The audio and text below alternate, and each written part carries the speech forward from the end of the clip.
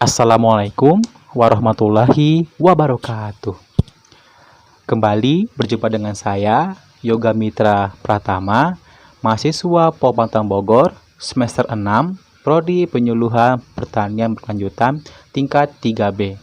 Nah, pada video kali ini, saya akan sedikit membagikan informasi yang saya ketahui, yakni tentang bakteri fotosintesis. Mungkin dari teman-teman sekalian, masih banyak yang belum tahu apa itu bakteri fotosintesis. Nah, mari kita bahas. Apa itu bakteri fotosintesis? Nah, mungkin setiap hari tanaman itu selalu melakukan yang namanya fotosintesis. Fotosintesis itu terdiri dari dua kata, yakni foto yang artinya cahaya dan sintesis yang artinya mengolah suatu bahan yang ada. Nah, fotosintesis merupakan proses pengolahan karbon dioksida dan air yang menggunakan cahaya matahari diubah menjadi oksigen dan glukosa, sehingga tanaman itu menghasilkan oksigen O2 dan glukosa yang merupakan energi bagi tanaman itu sendiri. Berdasarkan pemaparan sebelumnya, maka kita sebagai manusia patut bersyukur atas pemberian dari Allah SWT. Kenapa?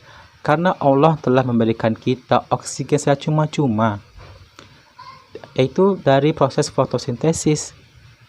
Semakin banyak tanaman yang kita tanam, semakin banyak proses fotosintesis yang terjadi, maka semakin banyak pula oksigen yang dihasilkan. Bayangkan kalau misalnya kita membeli oksigen, itu sudah mengeluarkan uang. Nah, ini kita dapat memperoleh oksigen secara cuma-cuma. Ini dari proses fotosintesis. Tentu hal ini menjadi yang kita renungi, kita patut syukuri atas nikmat dari Allah SWT ini. Nah, seiring berkembangnya waktu, maka ditemukanlah sebuah bakteri yang dapat memaksimalkan proses fotosintesis. Bakteri tersebut dinamakan dengan bakteri fotosintesis atau PSB. Nah, di dalam bakteri fotosintesis ini, itu terdapat bakteri yang dinamakan Synechococcus. Nah, mungkin ini agak sulit ya penyebutannya, tapi tak apalah. Nah, bakteri Synechococcus ini itu dapat memaksimalkan proses fotosintesis dengan menangkap cahaya atau panjang gelombang cahaya matahari tersebut yang tidak bisa ditangkap oleh tanaman, sehingga ini dapat memaksimalkan proses fotosintesis. Yang jadinya cahaya tersebut tidak dapat ditangkap oleh daun biasa, dengan menggunakan bakteri ini itu dapat menangkap cahaya tersebut. Nah, selain itu, bakteri Synechococcus ini dapat merubah atau memfiksasi nitrogen yang ada di udara yang diubah menjadi amonium dan sekaligus memberikan nutrisi bagi tanaman. Nah, berdasarkan penelitian yang dilakukan dengan menggunakan bakteri Synechococcus ini, maka proses fotosintesis akan meningkat menjadi 17,52%, sehingga hal ini mengakibatkan meningkatnya produktivitas tanaman. Nah, mari kita lihat bagaimana proses pembuatan bakteri fotosintesis.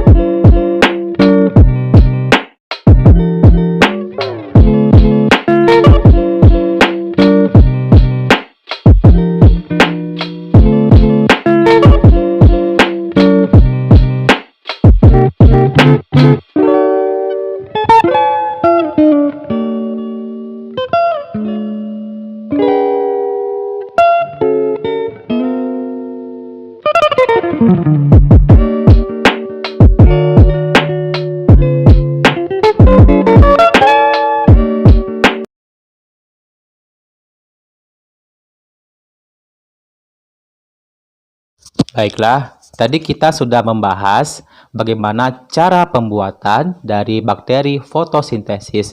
Nah, sekarang akan kita bahas sedikit bagaimana sih cara penggunaan, cara pengaplikasian dari bakteri fotosintesis ini. Nah, dosis yang digunakan adalah sebanyak 15-30 mili bakteri fotosintesis per 2 liter air. Ingat ya, per 2 liter air. Nah, cara pengaplikasiannya adalah dengan cara disemprotkan kepada daun tanaman, seperti itu, kepada daun tanaman. Nah, diusahakan kalau bisa itu disemprotkan di bawah daun tanaman. Karena apa? Karena di bawah daun tanaman itu banyak mengandung stomata, sehingga dengan banyaknya daun stomata atau stomata pada daun tersebut, itu akan memudahkan penyerapan unsur-unsur yang ada pada bakteri fotosintesis. Seperti itu.